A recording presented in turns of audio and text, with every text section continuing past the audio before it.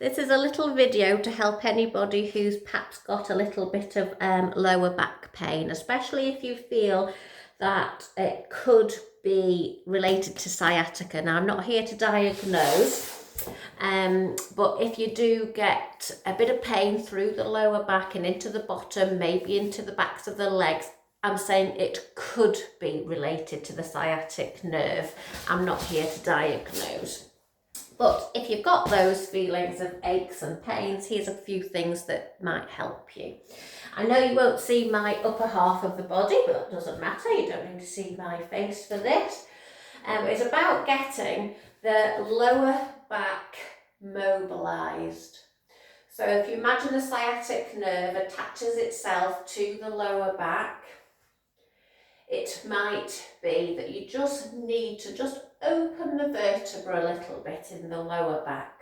So getting the mobilisation. So here I'm doing a pelvic tilt. My knees are soft and they don't bend as I tuck under. I isolate the movement through the pelvis. So imagine the pubic bone at the front, it just comes forward a little bit. Imagine the tailbone at the back. Pelvic tilts can be done in any position. So you could sit in a chair and do them. You can, in a kneeling position, you can do them. You can have them lying on the floor. So just be careful if you've got that lower back pain getting up and down. Pelvic tilts. And if you're struggling in that area, try do some every half hour. Just, if 4, 5, build up to 10, it doesn't matter, get that movement going. When you do the pelvic tilt, you're not using your buttocks, you're isolating the movement and pressing my lower back down towards the floor. So think of the belly button just coming down towards the mat.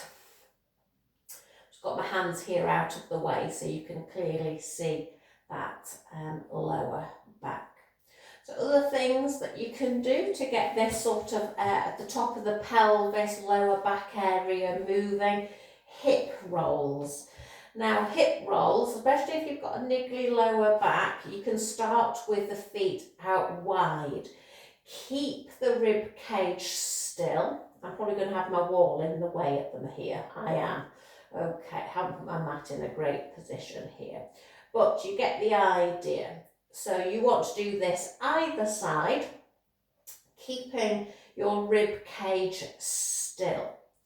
If the rib cage starts to lift, it just means that you've gone a little bit too far with your movement of your knees. You can always try this, bringing your feet more hip distance apart, so a little bit closer. You might feel that a little bit more in the lower back. Breathe in as you take your knees to one side, exhale. Inhale across. When you exhale, think of the ribs going this way. So you use your obliques. Sometimes we get lower back issues. It might be because of a weakness in the surrounding area. Think of opposites. What's the opposite to the back? It's the abdomen. So maybe a little bit more work needed in those abdominals. So here we're using the obliques. It's part of the abdominal group. And try your feet together. The range of movement might feel a bit smaller with the knees. That's it. Other things to sort of get that little area of the lower back pelvis moving, and you can do hip hitches in standing. Something that we can do on hands and knees is just this little lift of the knee out to the side. Sorry, it's not out to the side, it's up and down. Yeah, but you could alternate. You can do both sides. Just get that little movement around that lower back, top of the pelvis. Side bends are useful as well. So just a little bit. This can be done in kneeling, or you can do in standing. So I'm just going to come up to stand Show you with the little side bends.